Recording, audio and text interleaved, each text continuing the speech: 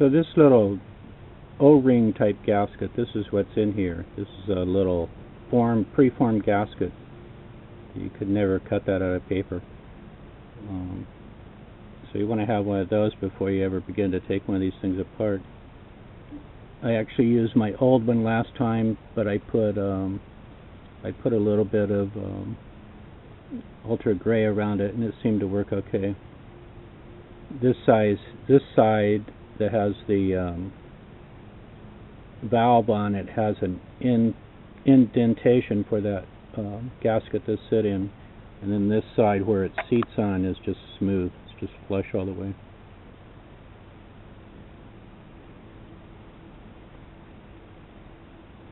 Okay. So the only thing I could find says that these are supposed to be 15 pounds. This is where I used my little diagram to get the bolts back in the right holes. So 15 pounds is not very much. That's as much as I can easily put on it with this little tiny ratchet. The O-ring probably expands up pretty good. And remember, just when you're tightening these, to go crossways and just snug them up and then slowly work them down in a cross pattern before you actually use your ratchet to get the final torque on them. I put a little bit of anti-seize under mine to make them a little easier to get off next time I have to do it. So this time on the end of the valve I chose to use a little bit of ultra blue instead of ultra gray, just because it would cure a lot faster. If you ever need to do something like this with an all metal part, you can put the gasket step on there and then use your magnet retriever and to set it down into place without smearing it then.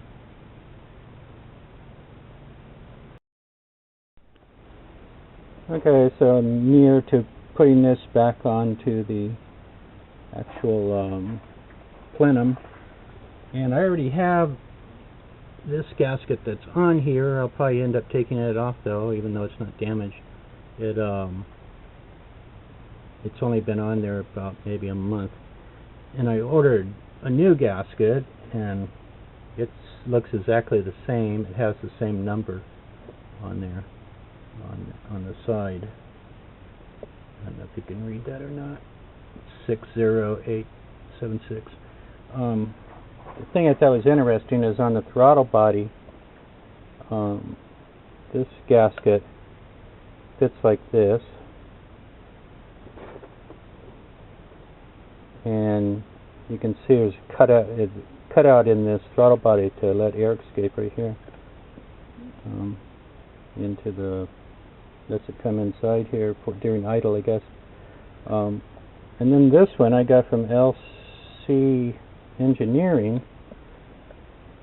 It actually has a I'm not sure if it's for the right year, because it's larger here.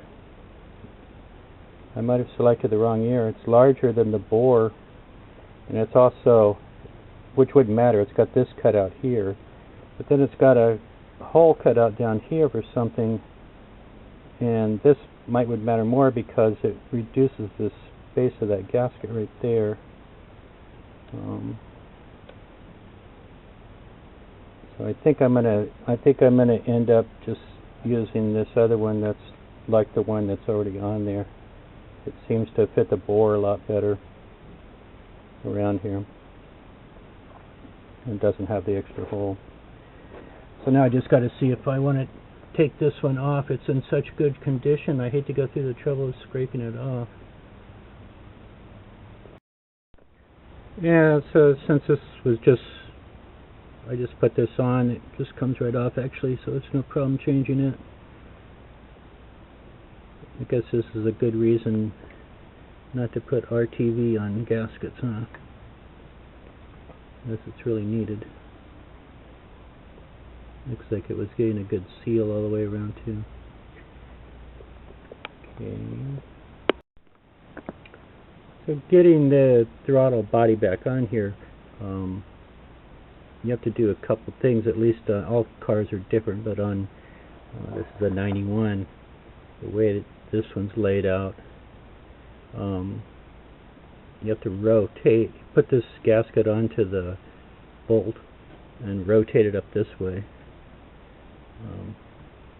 Just leave it lay over here, and then get your throttle body and start it at an angle.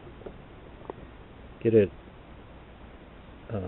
on at an angle, and that'll get you past this resonator that's down here. It'll get you past that, and then make sure this black plastic thing that's covering these electrical wires, it'll get pulled out of its little slide-on thing sometimes, so make sure it's shoved way over there, or else you'll find yourself getting your throttle body up about a half an inch away and it won't go any further, and it's usually because it's hitting that thing right there.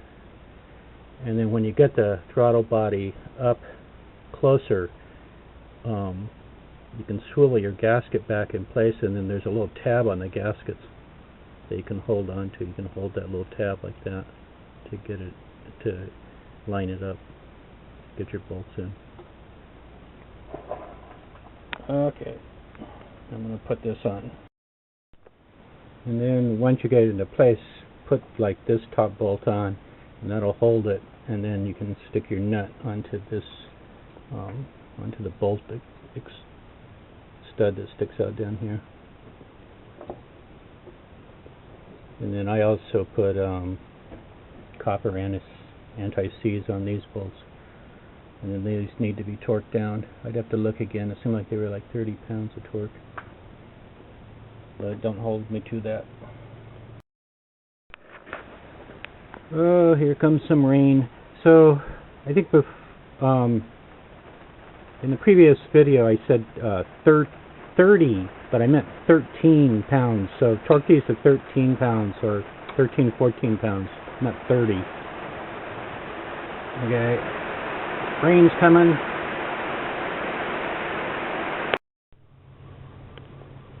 Okay, so there's no up and down surging anymore that I've done since I did that with the idle control. But there's still, I cannot get, there still must be a tiny vacuum leak someplace, because I cannot get the idle to, you should, if I turn that all the way down, I should just shut the air to the, I would think the idle down to the engine. Maybe not. But I can't get the idle down below about 1200. So I guess there's two things that could be. One is I didn't, on that idle valve, I didn't screw the seat in as far as I should have, maybe. Oh, that was another thing too. When I started it, and I couldn't really show the starting part of it because I couldn't operate the camera and show that at the same time. When I started it, it took a minute to get going, and I don't know if that was because it just had set without any fuel. I wouldn't think so, since it's injected. But it could also be that I screwed that valve in too far now, and it doesn't have any cold idle on it. But it's not doing a thing with the surging with the brakes anymore, so that's, I'm glad to get rid of that at least. The other thing I want to replace is the cold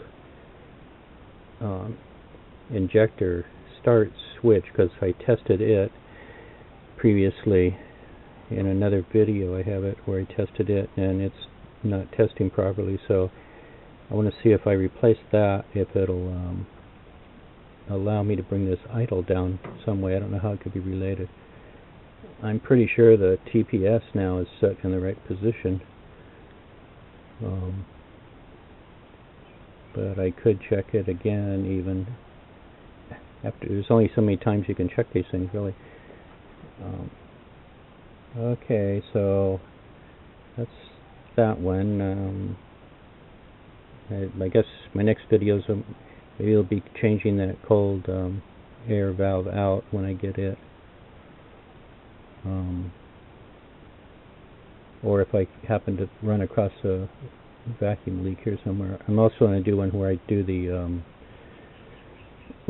the injectors. I'm going to change the seals on all the injectors in case they're leaking, because I could have a small vacuum leak there somewhere, even though it's not creating any type of gas leak. Okay, bye.